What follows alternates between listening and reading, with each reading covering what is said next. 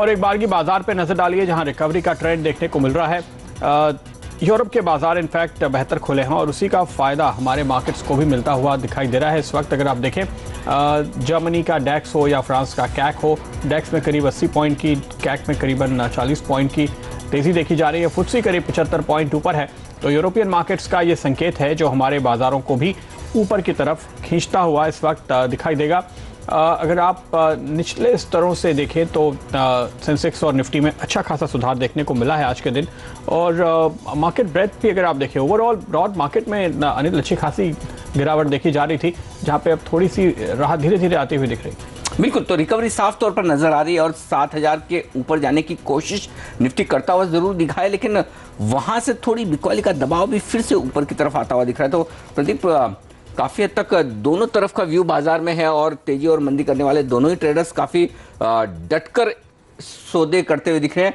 Volumes इसीलिए आप देखिए आज 3 लाख करोड़ के पार पहुंचते हुए दिख रहे हैं इस वक्त। बिल्कुल, तो बाजार में इस वक्त आपने दोनों तरफ के ट्रेड ऊपर और नीचे की तरफ देखे हैं, इस वजह से ये वॉल्यूम दिखाई दिए हैं। और जो थोड़ा सा मार्केट अटकता हुआ नजर आया, ओवरऑल मूड अभी भी सुधरा नहीं है। रिकवरी शायद सेंसेक्स और निफ्टी तक ही लिमिटेड दिखाई दे रही है। ब्रॉड मार्केट में एडवांस डिक्लाइन रेशियो पिछले 15-20 मिनटों के दौरान थोड़ा सा सुधरता हुआ दिखा है, लेकिन अभी फासला काफ़ी बड़ा है, इसलिए आपको वो फ़र्क अभी भी साफ होता हुआ नज़र नहीं आ रहा। लेकिन चलिए सवाल जवाब का सिलसिला शुरू करेंगे अपने एक्सपर्ट्स के साथ। हमारे साथ आज टेक्निकल सौदों पर सलाह देने के लिए एंजल ब्रोकिंग के समित चौहान मौजूद है और डेरिवेटिव सौदों पर राय लेंगे हम मोतीलाल ओसवाल के associate vice president Rahul Shah से।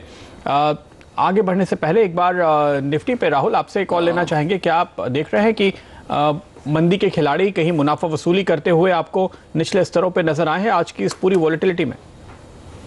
प्रदीप जी, डेफिनेटली ऐसा लग रहा है कि नीचे के स्तरों पे डेफिनेटली थोड़ी शॉर्ट कवरिंग जरूर से आई है, लेकिन जिस तरह से मार्केट का भी सेटअप है, जिस तरह से अभी भी 7000 पे हाईएस्ट ओपन इंटरेस्ट पुट की है, इटसेल्फ इज के यही मार्केट यहाँ पे थोड़ा टाइम और बिताएगा ऐसा लग रहा है। शॉर्ट करने का मार्केट नहीं लग रहा है ये लेवल्स पे। निफ्टी में डेफिनेटली स्टॉक स्पेसिफिक में किया जा सकता है, लेकिन निफ्टी मेरे ख्याल से साइडवेज होना चाहिए नेक्स्ट 2 to 3 डेज के अंदर। अदानी पोर्ट के नतीजे आपकी स्क्रीन पर फ्लैश होते हुए दिख रहे हैं, वो बता दूं। निफ्टी का स्टॉक अदानी पोर्ट इस वक्त मुनाफा 571 करोड़ से बढ़कर 645 करोड़ पर आया है। आय में भी बढ़त दिख रही है, 1548 करोड़ से आय बढ़कर 1717 करोड़ पर आती हुई दिख रही है। ये एक और आंकड़ा जो बेहतर प्रदर्शन दिख रहा है। एबिटा ये 934 करोड़ से बढ़कर 1071 करोड़ पर आता हुआ दिख रहा है। तो नंबर्स तो on the face of it जो अच्छे नजर आ रहे हैं, इसमें कोई डाउट नहीं अदानी पोर्ट के। और 62.3% के मार्जिन इस वक्त दिख रहे हैं। तो अदानी पोर्ट के रिजल्ट, लेकिन बाजार मुझे लगता है कि थोड़ा सा निराश होता हुआ दिख रहा है। शायद उम्मीद ज़्यादा बेहतर रही होगी। 4% के आसपास का नुकसान इस वक्त अदानी पोर्ट में आपको नजर आएगा। लेकिन इस बीच प्रदीप कुछ ब्रेकिंग न्यूज़ एक्सक्लूसिव हमारी चलती हुई दिख रही है, और वो है कि एलईडी टीवी कंपनियों को राहत मिल सकती है बजट में। कई और सेक्टर्स पर भी हमारी नजर है जहां पे राहत मिल सकती है। चाय और कॉफी खासतौर पे बजट के दौरान इन सेक्टर्स के लिए बड़ी राहत की उम्मीद की जा रही है। सीएनबीसी आवाज को मिली एक्सक्लूसिव जानकारी के मुताबिक मेक इन इंडिया की तरफ कदम बढ़ाते हुए सरकार इन मशीनों के इंपोर्ट ड्यूटी कम कर सकती है या पूरी तरह हटा भी सकती है, जिसका इस्तेमाल चाय कॉफी की प्रोसेसिंग और पैकेजिंग में होता है। पूरी खबर जानने के लिए आए चलते अपने दिल्ली ब्यूरो चीफ लक्ष्मण रॉय के पास। लक्ष्मण, बताइए चाय और कॉफी सेक्टर को किस तरह की राहत मिलने वाली है? हमें जो सूत्रों से जानकारी मिली है उसके मुताबिक चाय और कॉफी सेक्टर को जो खासतौर से मैन्युफैक्चर प्रोसेसिंग करते हैं उनको काफी बड़ी राहत मिलेगी। जो चाय की पैकेजिंग बैगेजिंग की मशीनें होती हैं वो अभी इंपोर्ट करना पड़ता है, उस पर करीब 7.5 से 10% की ड्यूटी देनी पड़ती है। इस तरह चाय की प्रोसेसिंग को लेकर जो मशीनें होती है, हाई वैल्यू मशीनें, उसको भी 7.5 से 10% इंपोर्ट ड्यूटी देकर चुकानी पड़ती है। अब इन सारी मशीनों पर इंपोर्ट ड्यूटी घटा करके जीरो किया जा सकता है, हमें सूत्रों से पता चला है। इस तरह कॉफी प्रोसेसिंग को लेकर जो मशीनें इंपोर्ट की जाती है अच्छी क्वालिटी के, उस पर 27 से 32% तक इंपोर्ट ड्यूटी देनी पड़ती है। और सूत्र ये बता रहे हैं कि इसको घटा करके महज 5% तक किया जा सकता है। और वाणिज्य मंत्रालय ने इस बारे में प्रस्ताव भेजा वित्त मंत्रालय के पास। वित्त मंत्रालय इस पर गंभीर है, क्योंकि वित्त मंत्रालय को इससे बहुत ज्यादा नुकसान नहीं होना है। चाय की मशीनों पर इंपोर्ट ड्यूटी हटाई जाएगी तो सिर्फ 4 करोड़ रुपए का नुकसान होगा अनुमान के मुताबिक। कॉफी पर इंपोर्ट ड्यूटी घटाई जाएगी तो वहां पर मुश्किल से 10 से 14 करोड़ रुपए का नुकसान होगा। यही वजह कि वित्त मंत्रालय इसका ऐलान बजट में करने की तैयारी में है। ओके, तो ये बड़ी राहत वाली बातें हो सकती हैं इस वक्त लक्ष्मण। लेकिन क्या इस तरह की राहत सिर्फ चाय और कॉफी सेक्टर को ही मिलने वाली है या फिर कुछ दूसरे और सेक्टर्स भी हैं जिन पर ऐसा विचार चल रहा है? दूसरे भी कई सेक्टर हैं जिनमें खासतौर से मेक इन इंडिया की तरफ सरकार कदम बढ़ाते हुए इंपोर्ट ड्यूटी कम कर सकती है। इसमें जो महत्वपूर्ण फोकस होगा वो होगा एलईडी टीवी बनाने वाली कंपनियां जो है, एलईडी पैनल जो बनता है उस पर मशीनें काफी महंगी इंपोर्ट होती है एलईडी पैनल के लिए, तो उस पर इंपोर्ट ड्यूटी पूरी तरह से हटाने की सिफारिश की गई है। इसी तरह सोलर एलईडी सोलर के इंपोर्ट पर भी ड्यूटी संबंधी राहत मिल सकती है। तो जो घर में देश में मैन्युफैक्चरिंग करने के लिए जो मशीनें बाहर से मंगाई जाती हैं, जो इनपुट मंगाया जाता है, उस पर इंपोर्ट ड्यूटी काफी हद तक कम करने या हटाने का फैसला इस बजट में लिया सकता है। यानी मेक इन इंडिया की तरफ एक और बड़ा कदम बजट में देख सकते हैं। ओके लक्ष्मण, शुक्रिया आपका। तो यहाँ पर आप एलईडी मैन्युफैक्चरर्स को फायदा होते हुए देखेंगे, ऐसी उम्मीद निकल कर आती है इस खबर से, और साथ ही टी और कॉफी पैकेजिंग करने वाली कंपनीज के लिए अच्छी खबर निकलती हुई। हमारे साथ हमारे दर्शक अब जुड़े हैं, सवाल जवाब का सिलसिला शुरू करेंगे। दीपक राजकोट से जुड़े हैं। दीपक बताइए। हाँ सर। हाँ, मैं 2 मिनट टाइम लूंगा आपका सर। हेलो। हाँ जी। हाँ, 2 मिनट आपका टाइम लूंगा। मैंने सवाल भेजा था 7,000 कॉल का लेना है। 7,000 का कॉल आप लेना चाहते हैं निफ्टी का? हाँ, मैं आपको 2 मिनट। इस सीरीज का या अगली सीरीज का? नहीं, इसी सीरीज का मैंने लिया और प्रॉफिट भी बुक कर लिया और प्रॉफिट भी बुक कर लिया। चलिए, बहुत अच्छी बात है। तो आप फ्यूचर एक्सप्रेस शो देखा था 12 बजे। ओके। उसमें देखे दोस्त के साथ मेरा फेवरेट है, उसने बोला था निफ्टी बाई करने के लिए, इसलिए मैंने ले लिया था और अभी प्रॉफिट भी बुक किया है। फिर नीचे आएगा तो फिर मैं ले लूंगा। और अब से रिक्वेस्ट है सर अनिल सर से। ओके, अगर नीचे आए तो और लें क्या अनिल जी, क्या कहेंगे आप इन्हें? निफ्टी अगर आप लेना ही चाहें तो कॉल लेने का तरीका ज़्यादा ठीक है, लेकिन ये ध्यान रखें कि फिर आज का जो लो है निफ्टी का 6,870 के आसपास कैश मार्केट का, जो कि यहाँ से 100 पॉइंट नीचे का, वो स्टॉप लॉस रखना ठीक होगा प्रदीप? बिल्कुल। तो कहीं कहीं सेफ्टी तो रखनी होगी, क्योंकि रिकवरी सिर्फ हो सकती है लेकिन बड़ा उतार चढ़ाव अब भी रहेगा। वैसे अगर खरीदारी करनी हो तो शायद 7,200 के पार निकलकर बाजार टिके तो फिर ज़्यादा सेफ होगा। फिर भी हमारे जो एक्सपर्ट्स हैं उनसे एक राय ले ली जाए इस पर कि वो क्या कहना चाहते हैं निफ्टी पर। इस वक्त राहुल शाह हमारे साथ है। राहुल, बताएं क्या इनका 7,000 का कॉल खरीदने का इरादा सही है? आई थिंक आगे भी जैसे मैंने बताया, मुझे लग रहा है कि निफ्टी यहाँ पे एक बार साइडवेज हो सकता है, और जिस तरह से आईवीज थोड़े नीचे आए तो मुझे लग रहा है कि निफ्टी अभी जो वॉलेटिलिटी है थोड़ी कम हो सकती है और थोड़ी ऊपर जा सकती है। लेकिन ट्रेडिंग रेंज जो है वो मेरे ख्याल से 7080 टेक्निकली वहाँ पे एक रेजिस्टेंस है। तो मेरा मानना है कॉल डेफिनेटली बाई की जा सकती है लेवल्स पे, लेकिन स्ट्रिक्ट स्टॉप लॉस रखिए इसमें। ओके, कॉल की खरीदारी आप कर सकते हैं, लेकिन एक स्टॉप लॉस के साथ यह सलाह आपके लिए आती हुई। उम्मीद करेंगे कि आप दोबारा मुनाफा कमाएंगे जैसे आपने आज कमाया है। राजेश गर्ग हमारे साथ दिल्ली से जुड़े हैं। राजेश, बताइए क्या है आपका सवाल? नमस्ते सर। नमस्कार, बताइए सर। मेरे पास 100 शेयर रिलायंस कैपिटल के 315 के रेट पर, और 100 शेयर है सर रिलायंस कॉम के 50 रुपए पर। तो सर इसमें क्या करूं मैं? तो आपको एडीएजी ग्रुप खास तौर पे पसंद है ऐसा लगता है, और आपने इन स्टॉक्स में खरीदारी की है। रिलायंस कैपिटल की आपकी खरीद पे 10 रुपए का एक थोड़ा मुनाफा दिख रहा है। ये बताइए कि आप निकलने की जल्दी में है या लंबा रुकेंगे? लंबा भी रुक सकते हैं, अगर प्रॉफिट होगा तो नहीं तो आज ही काट दूंगा ये शेयर की जो है। समित, बताइए ये एग्रेसिव ट्रेडर हैं, इनके लिए क्या लेवल्स, टारगेट, स्टॉप लॉस क्या सुझाएंगे आप? देखिए, रिलायंस कैपिटल की बात करें तो अभी इमीडिएटली इंट्राडे के लिए इसको 328 330 का एक रेजिस्टेंस है। जैसे ये लेवल क्रॉस होती है इसमें हम इमीडिएट एक बाउंस टुवर्ड 336 338 के आसपास देख सकते हैं। वहां पे ये अगर चाहे तो प्रॉफिट बुक कर सकते हो, और एक स्टॉप लॉस इनको मेंटेन करना पड़ेगा 317 जो उनके कॉस्ट के ऊपर होगा। वही स्टॉप लॉस मेंटेन करके इसमें बने रहिए। जैसे 328 का लेवल इंट्राडे बेसिस पे क्रॉस होता है 336 338 के लेवल इनको मिल सकते हैं। ओके, तो ये रहा इस वक्त आपके लिए अनिल अंबानी ग्रुप के शेयरों पर। और बाजार इस वक्त अगर आप देखें तो मजबूती पे आने की कोशिश जरूर करता हुआ दिख रहा है। फिर से हरे निशान में लौट चुका है सेंसेक्स, और निफ्टी इस वक्त एकदम फ्लैट ट्रेड करता हुआ दिख रहा है। लेकिन 14 फरवरी यानी रविवार को है वैलेंटाइंस डे, और इसके लिए हम आपके लिए लेकर आए एक खास गिफ्टिंग आइडिया।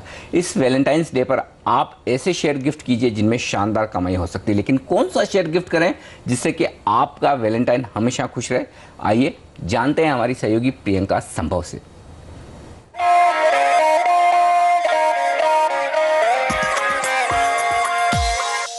मेरा वैलेंटाइन स्टॉक है आईटी बिगी इन्फोसिस, और मुझे इसलिए ये पसंद आ रहा है क्योंकि इसने इस साल अपने निवेशकों को डिविडेंड का शानदार गिफ्ट दिया। देश की प्रतिष्ठित आईटी कंपनी है और हमने देखा कि जब इन्फोसिस ने अपने डिविडेंड पॉलिसी में बदलाव लाया तो लोगों को अच्छे रिटर्न भी दिए। डिविडेंड पर इनका खर्चा अब बढ़ गया है 40% से 55%। निवेशकों को कैपिटल बढ़ने के साथ साथ जोरदार डिविडेंड मिल रहा है। कंपनी है एक कैश रिच कंपनी, 30,000 करोड़ से ज्यादा नकद है इन्फोसिस के पास, और इस कंपनी को हेड कर रहे हैं विशाल सिक्का, और उनका सिक्का खूब चमक रहा है। बीती तिमाही में बाजार के अनुमान से बेहतर नतीजे पेश किए हैं इन्फोसिस ने, इसलिए क्रेडिट स्विस इसे आउट परफॉर्म की रेटिंग दे रही है। लक्ष्य 1400 रुपए का। मक्वारी भी कह रही है आउट परफॉर्म की रेटिंग के साथ टारगेट देखिए 1400 पर। और किसी भी अच्छे वैलेंटाइन की तरह इन्फोसिस अच्छे गिफ्ट दे रही है डिविडेंड के तौर पर।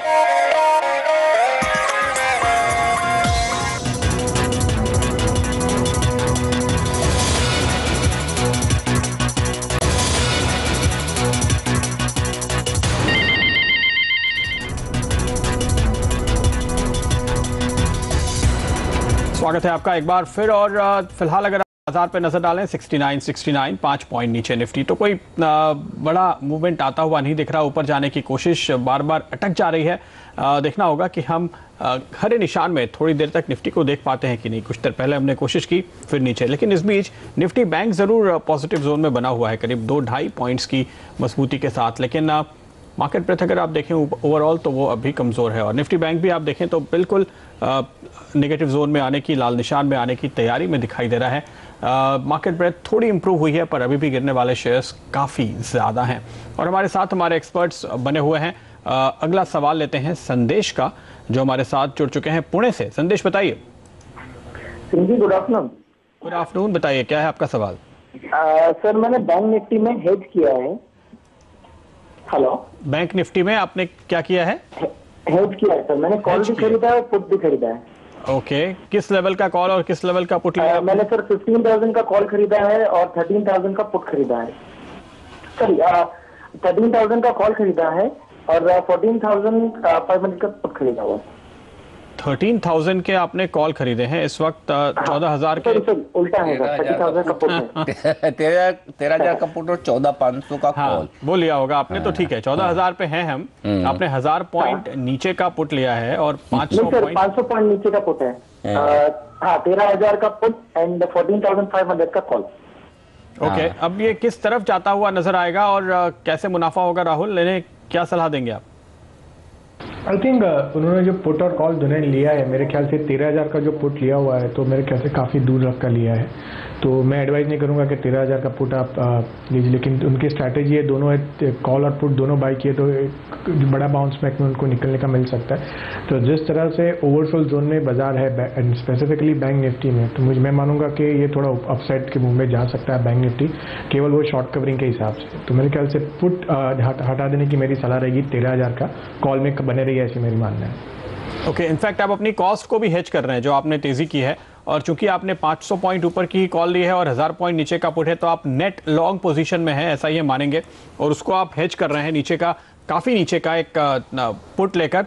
तो आपको राहुल ये भी कह रहे हैं कि आपको मुनाफा बेहतर आएगा अगर आप पुट से निकले, क्योंकि जब उछाल आएगा तो आप एक तरह से ये मान लीजिएगा कि पुट में आपको कोई वापस नहीं आना, उसके कॉस्ट की भी रिकवरी आपको कॉल से करनी पड़ेगी। इस तरह की स्ट्रैटेजी में ये बात ज़रूर आपको ध्यान में रखनी चाहिए, क्योंकि आपका पैसा कम से कम डबल ट्रिपल 4 गुना हो तो आप एक का नुकसान हटाने के बाद कुछ मुनाफा हासिल कर पाएंगे। बिल्कुल। तो जब अच्छी खासी एक तरफा मूव हो चुकी हो तो फिर दोनों तरह के ऑप्शन खरीदना थोड़ा रिस्की हो सकता है।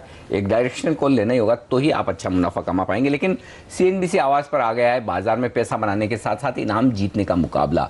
अगर आप सेबी में रजिस्टर्ड एडवाइजर हैं तो आप प्रो एडवाइजरी चैंपियनशिप के लिए रजिस्टर करें और पाएं एक नई चमचमाती मर्सिडीज कार जीतने का मौका। ट्रेडिंग और इन्वेस्टमेंट स्ट्रेटेजी का यह अनोखा मुकाबला जल्द शुरू होगा सिर्फ सीएनबीसी आवाज़ पर।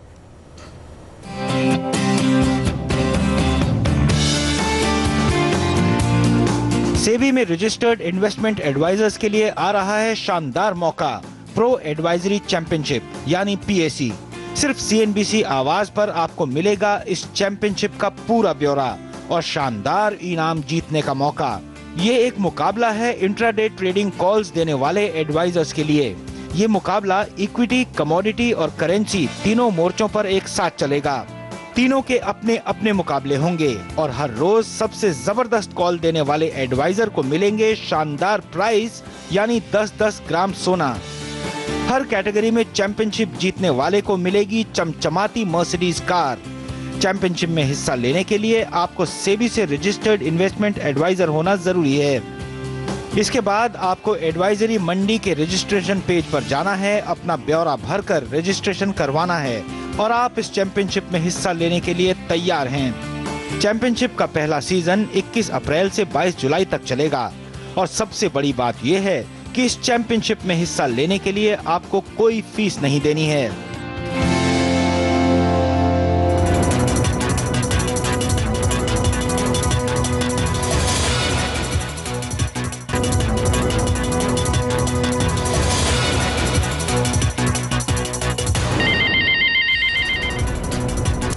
उतार चढ़ाव के बीच बाजार में कारोबार 20 अंक नीचे है। सेंसेक्स और निफ्टी में नुकसान 6 अंकों का।